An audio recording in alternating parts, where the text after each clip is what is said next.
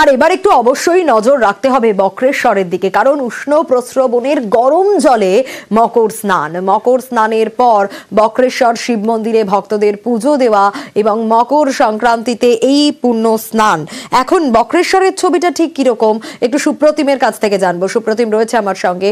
সুপ্রতিম, সকাল থেকে যে ছবি দেখছি তাতে পুণ্যার্থীদের ভিড়, উষ্ণ প্রস্রবণের গরম জলেই মকর স্নান।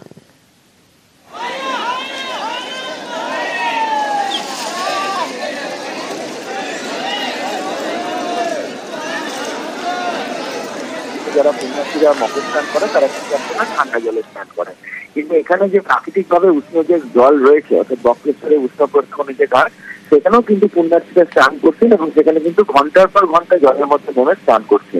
এবং এটা দুটো ঘাট রয়েছে, একটা মহিলাদের জন্য একটা ঘাট রয়েছে এবং একটা যারা পুরুষ রয়েছে তাদের জন্য ঘাট রয়েছে, এবং দুটি ঘাটেই কিন্তু স্নান করা চলছে ভোরবেলা থেকে, এবং সেখানে পুলিশি প্রহরাও রয়েছে এবং দূর দূরান্ত থেকে পুণ্যার্থীরা এসেছেন যারা কিন্তু এই গরম জলে নেমে ঘন্টার পর ঘন্টা স্নান করছেন।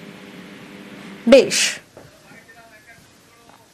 মকর শান্তিতে গরম জল স্নান করতে খুব আরাম লাগবে, তাই জন্যই ভাবলাম যে যাই স্নান করে আসি।